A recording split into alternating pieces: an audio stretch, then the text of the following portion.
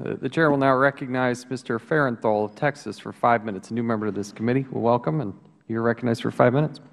Thank you. And as a new member of this committee and not an expert in foreign affairs or the situation and never having been to Iraq, I'm troubled by what I'm hearing here. My impression of Iraq comes from what I see on television, reading the newspapers, which might in and of itself be a mistake. But we're talking about an unprecedented logistical situation for the State Department going in there. We're talking about unmanned air vehicles. We're talking about recovering bodies. We're talking about trauma medical facilities. We're talking about pretty hefty defenses against attacks. We're talking about not being able to get gasoline or groceries within the country. And this kind of troubles me. I realize the Bush administration set a hard deadline at the end of this year for getting out of Iraq on a military basis. And I guess I'll address this to the DOD, Mr. Kennedy, or Ambassador Kennedy, you're welcome to jump in on this. It doesn't sound like we're ready for the military to get out of there if the situation requires this level of logistical support. Has anybody in the Obama administration or the DOD talked to the Iraqi government and said, hey, you think maybe it might be a good idea for us to stay a little bit longer until this is more stable?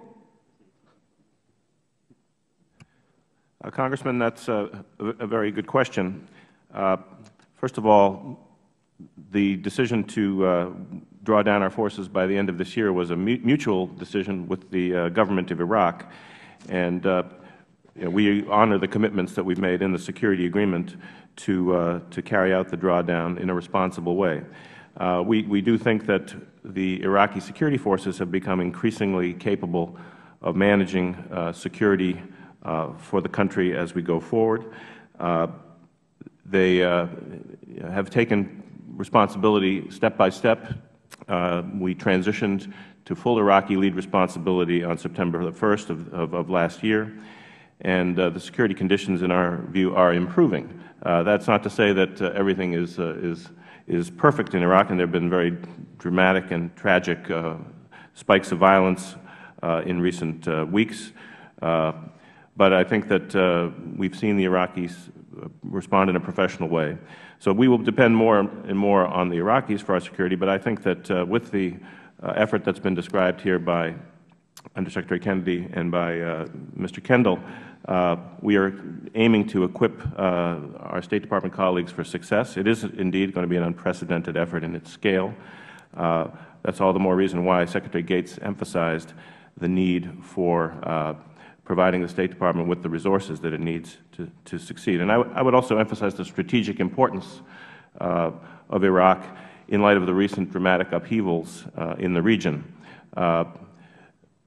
With all the popular pressures around the Middle East and North Africa for reform and democratization, Iraq is now serving as an example. I'm excited that we've achieved the success that I think the Bush administration is, Iraq being a shining example. But if they can't provide even groceries for us, I'm not sure we're there yet. And maybe I'll address a question to Mr. Bowen. You spent some time over there. Are you aware of any requests from anybody within the Iraqi government that maybe our military presence, that we reevaluate our timelines?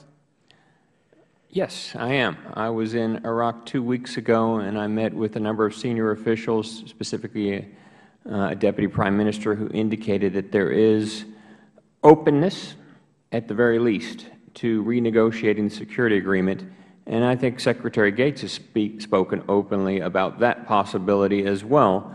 But as Ambassador Vershbow noted, this is really something that the Iraqis secured from us originally in the security agreement, and that they would really need to publicly reopen. That matter, of course, doesn't have much time.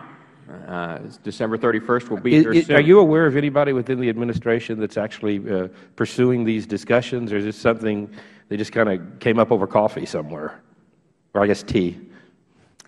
I am not involved in the policy matters related to this issue. All right.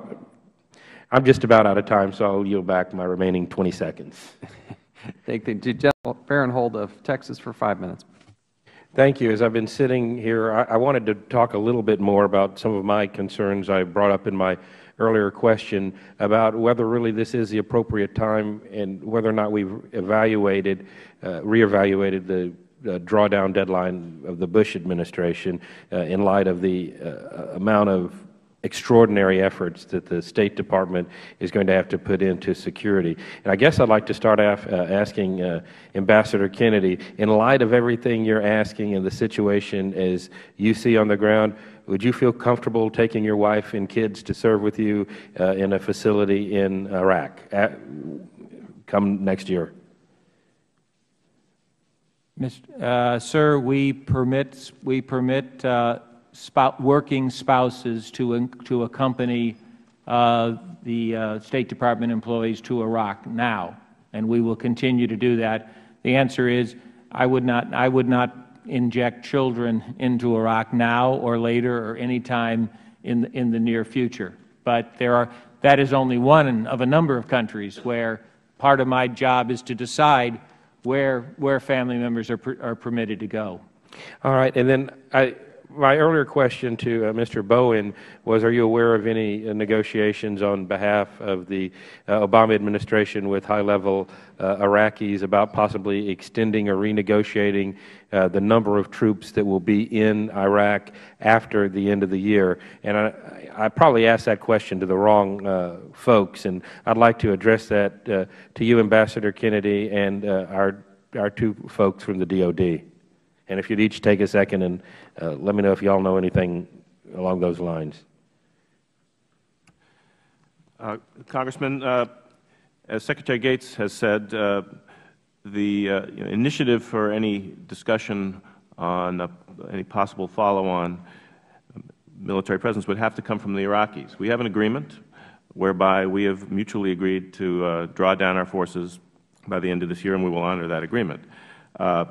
In his testimony, Secretary Gates identified some concerns he has about areas where the Iraqis will need additional capability. But I want to say that drawing down doesn't mean we're disengaging. The Office of Security Cooperation in Iraq and the State Department's FMS programs are going to be important tools for helping to continue to increase the capacity and the effectiveness of the Iraqi security forces, and the police development program, of course, will be very important as a complement in improving the professionalism of the Iraqi police. So we're preparing for that outcome, and we do believe that the Iraqis, who have had the lead responsibility for security now for more than a year, are doing an increasingly effective job. The question was asked earlier, is this going to be perfection? No, the Iraqis, I think, understand that they have a long way to go in terms of building the institutions of a stable state, but I think it's in our strategic interest to help them, and that's what we intend to do. And the State Department's programs and the Department of Defense's continued engagement will be, I think, critically important to doing that. I appreciate that, but I'm troubled by your statement that any request would have to come publicly from the Iraqis. There are two parties to this agreement. If I'm unhappy with a contract, I'm going to live up to it, but if I think there's some things that need to be renegotiated, I think it's open for either side to open it up and renegotiate. I just make that point. And finally, again, I'm going to ask the direct question. Is anybody on the panel aware of any requests from the Iraqi government for us to up those numbers? Sir, I think we'll have to get back to you on that question. Okay. I would appreciate it if you did. Thank you.